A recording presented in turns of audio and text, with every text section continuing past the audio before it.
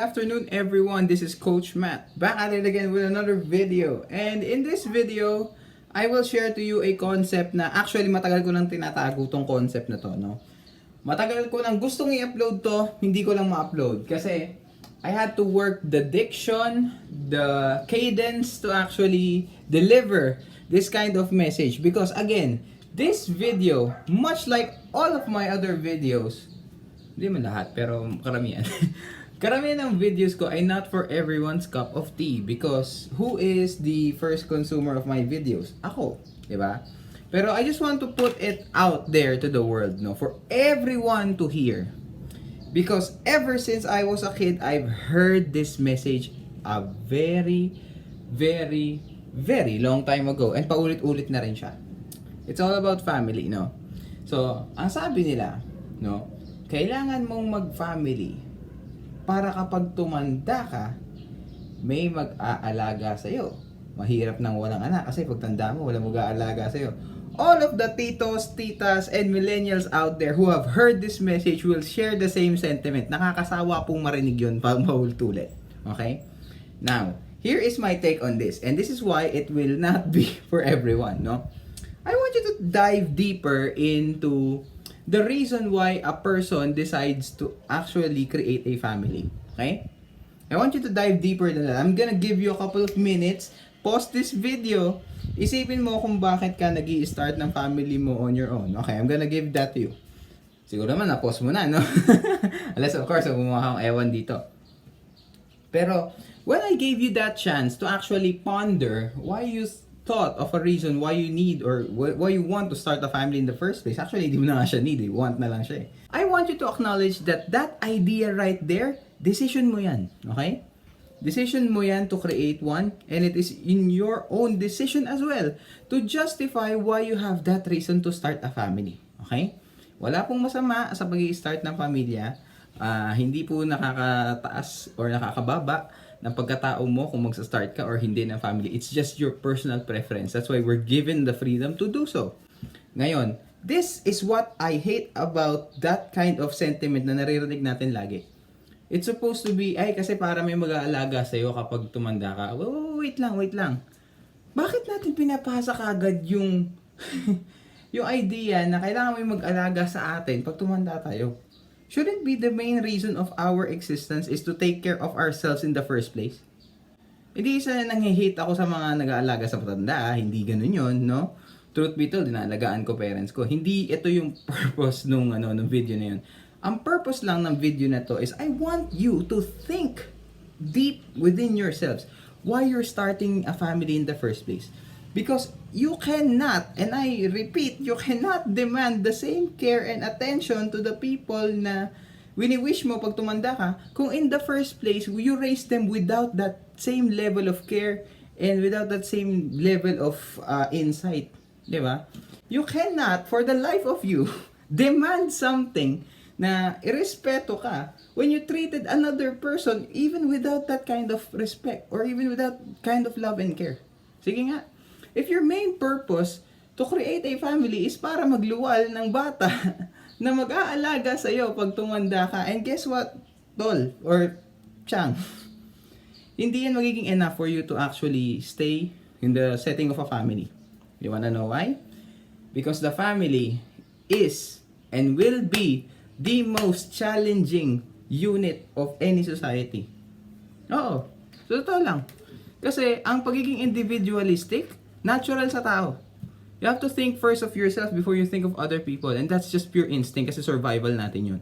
But, the idea that I am putting out here, no, is when you start your own family, no, you're not only thinking about yourself, but your entire circle.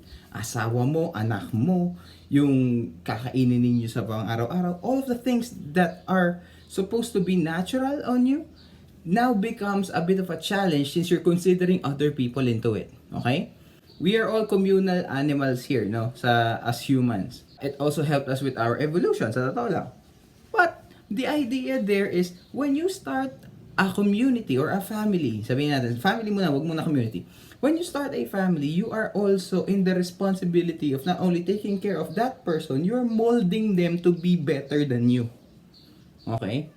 Before mo makuha yung sinasabing, may nag-aalaga sa akin, swerte ko, ganyan. That's a byproduct of care, persistence, and actual sacrifice, no? Na niluon mo sa anak mo. Don't look at it as if it's the reward. No. It's it's the direct consequence of the actions that you took up as a parent. Okay? Lahat ng sakripisyo na ginawa natin sa buhay natin, may kaakibat na reward and punishment yan. Okay? No one escapes that kind of dualism in their lives. Tandaan ninyo yan. Ngayon, kung ikaw ay napalaki ng tama ng parents mo, the definition of napalaki ng tama is very subjective here, but it can be seen through how you communicate to your community and how you treat each other as well.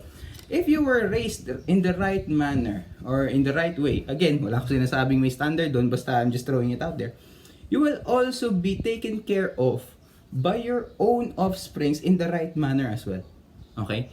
Ibabalik lang nila kung ano yung ibinigay mo sa kanila in years before. Hindi man makita sa pera yon, pero makikita yan dyan sa actions, sa decisions, sa care na binigay mo sa kanila.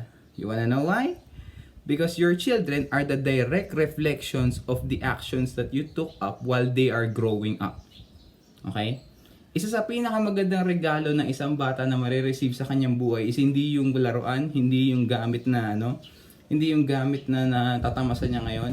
Education is one good one good gift as well. Ito yung runner up, no, yung education. The second thing is yung presence mo, yung guidance mo throughout their lives. If a child doesn't have any guide growing up, maghahanap ng iba yan. Okay? You have to be the role model for your children. Hindi mo puwersahin yon. Okay? You cannot force that to a child na maghahanap sila ng ibang influence. Okay lang yon. Pero you have to be the prime example of a role model towards your kids.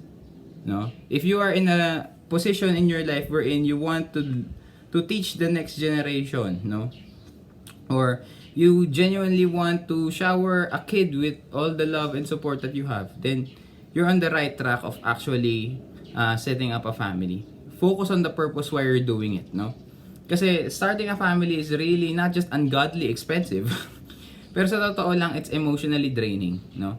The challenges will be very much fulfilling if you know why you are taking the challenge in the first place.